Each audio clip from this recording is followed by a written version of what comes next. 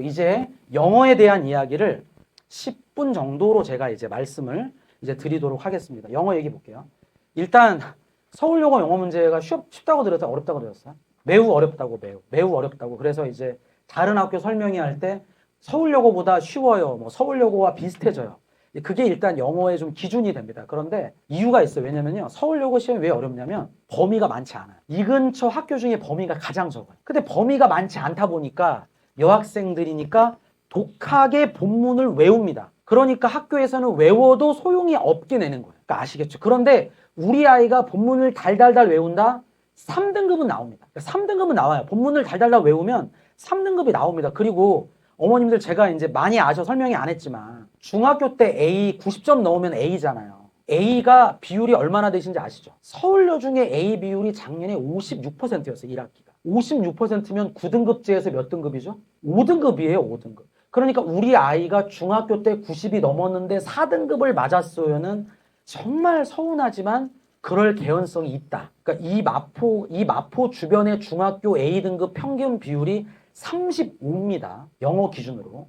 국어가 한 35 되고 수학이 30% 되면 그러니까 이제 어렵다라고 해서 있고 하고요. 그 다음에 서술형은 어떤가? 이보다 더 잘 출제할 수는 없다.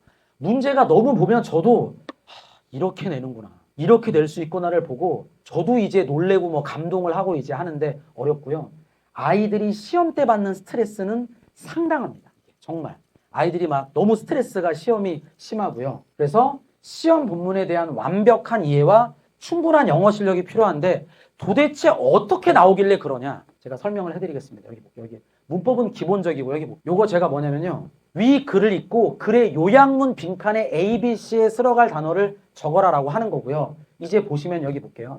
여기 보세요. 이게 이 글의 해석이에요. 한번 1분만 시간을 드리니까 읽어보시겠어요? 어떤 글인지 요 글을 읽고 요 내용을 한번 넣어봐라. 이런 얘기입니다. 이게 뭐냐면 그런 겁니다. 그러니까 우리는 얼마나 많은 경우에 이제 제가 줄을 서다가 누가 내 앞에 서면 화나잖아요. 화난다는 얘기예요. 수영장에서 누군가가 물을 튀기면 화가 나잖아요. 그런데 우리가 만나는 모든 사람 속에 우리의 일부가 존재하니까, 즉 나하고 그 사람이랑 비슷하니까 이해해 주라 라는 것이 글의 주제예요. 그런데 이걸 단순히 글을 요약하는 게 아니라 한 단계 더 꼬아놨어요. 내가 너 자신이 그 사람 입장에 넣어가면 네가 그 사람의 행동을 판단하기가 좀 쉽다. 그러니까 한마디로 뭐냐면 글의 내용을 한번 꼬은 거예요. 그러니까 이거는 요약이라기보다는 글을 추론하는 겁니다. 그러니까 아이들이 풀기가 어려웠어요. 내용을 한번 꼬고 추론해야 되니까. 이런 영어 시험은 서울여고밖에 없습니다. 이 근처에서. 이화여고, 이대부고도 없어요. 서울여고만 그래서 국어도 잘해야 돼요, 아이들이. 그래서 어려운 겁니다, 사실은 시험 자체가. 그리고 또 하나 이제 말씀을 드릴게요, 요거. 서술형 특징이 뭐가 있냐? 요거는 좀 빔이 흐릿해서 요걸로 보겠습니다. 원래 이게 시험 범위인데요. 요 시험 범위에 앞뒤 지문을 추가해서 요거를 한번 네가 문맥에 맞도록 나열해봐라, 그래다. 그러니까 요 지문을 아이들이 처음 본 거예요. 그러면 일단 글의 주제를 아이가 이해해야 되죠. 주제를 이해해야 되죠. 그리고 어순을 배열해야 되는데 이 travel이라는 단어가 명사로는 여행이고 동사로는 이동하다라는 뜻이 있어요. 그러니까 품사라 이거를 정확히 모르면 아이가 어순 배열을 할 수가 없어요. 그래서 이게 서울여고에서 가장 어려운 문제입니다. 그렇죠? 원장님 그럼 우리 아이 좀 어떻게 해야 돼요? 말씀드리면 이런 소위 킬러 문항을 하나 틀려도 1등급이 나와요. 그러니까 과감하게 제가 뭐라고 하냐? 나는 3등급이 목표다. 이 문제 나중에 풀어라. 이거를 근데 아이들이 이렇게 실전 연습을 안 하다 보면 이 문제에서 시간이 되게 많이 끌려. 근데 시간을 들일수록 미궁으로 빠지거든요. 그러니까 이게 시간이 굉장히 좀 스트레스를 많이 주는 시험이다. 이게 하는 거죠. 이게 보시면. 그렇게 돼서 나온다라고 보시면 돼서 어떻게 시험을 대비하냐? 여기 보이시죠? 문장의 구성 원리에 대한 완벽한 이해가 필요해서 혹시라도 지금 뭐 저희 학원을 안 보내실 이제 어머님들이 계시면 좀 영작 훈련을 좀 해라. 영작 훈련. 영작을 하면서 조금 해라. 라고 하고요. 글에 대한 이해, 국어 능력이 필요하다. 같은 말을 다르게 쓰는 것과 핵심어를 이해하는 능력이 굉장히 필요하다. 다양한 형태의 서술형 문제가 나오지만 시중 자료를 사가지고는 없다. 이겁니다. 그거를 이제 말씀드리고요. 저는 어떻게 대비하냐면 내신 대비반 2반 편성할 건데 제가 아까 확인해 보니까 서울여고 학생이 지금 3월 달에 이제 오기로 한 학생까지 포함해서 딱 20명 됐어요. 20명. 이제 딱 10자리 남았습니다. 10자리. 10자리 나오면 제가 마감해서 그냥 그대로 이제 가니까 보고요. 요렇게 수업이 주 2에 2시간이 있고요. 첫 2주간은 모의고사 지문을 통해서 서울여고 내신을 훈련합니다. 아, 내가 이걸 배우면 이렇게 힘들어 하는구나. 요걸 해서 미리 진행하고요. 서울여고 맞춤형 문제를 제공하는데 맞춤형 저자는 뭐 제가 쓰진 않았지만 제가 또 시중에 영어 문제집 또 20권 이상 쓰고 뭐 어머님들은 아시나 모르지만 블랙라벨 내신어법 저자하고 저희 경쟁학원에서 이번에도 겨울방학에 또 써주셔가지고 제가 되게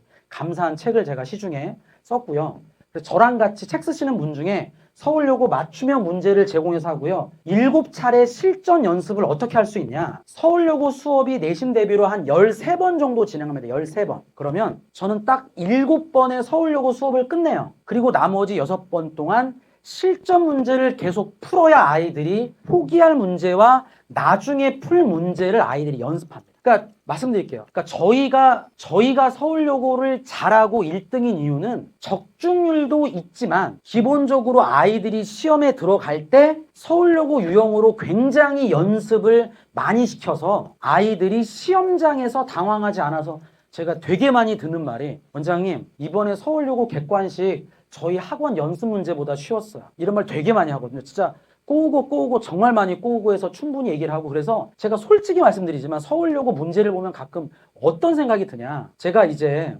가끔 이제 EBS가 직접 수능에 연계될 때가 있었어요. 지금은 아니지만. 그때 제가 시중에 문제를 내면 문제가 낸 거 이제 맞추기도 하는데 평가원 문제 딱 보면 와 나는 왜 이거 생각을 못했지? 와 대박 좋은 데인데 서울여고 문제가 약간 그런 스타일이에요. 그래서 저는 서울여고랑 나름 경쟁하는 걸 되게 좋아해요. 왜냐하면 아 내가 이거를 최대한 따라가야지. 그리고 실제로 제가 부족한 부분도 인정합니다. 왜냐하면 학교 선생님들도 점점 진화하시거든요. 저도 그 부분 따라가니까 저는 정말 그래서 가끔 이제 저희 직원분들이 그래요. 원장님 너무 서울여고 문제 만드는 거 너무 좀 재밌어 하지 마세요. 막 제가 계속 혼자 만들고 막 까먹고 상담도 까먹고 막 그러거든요. 서울여고는 정말 제가 정말 그래서 제가 그렇게 많은 학교 중에 서울여고를 하는 이유가 뭐냐면 제가 서울여고에 맞고 또 서울여고에 이런 거를 제가 자신이 있기 때문에 한다라고 말씀드리고 제가 직접 수업하니까 이렇게 됐습니다. 그래서 이렇게 했고요.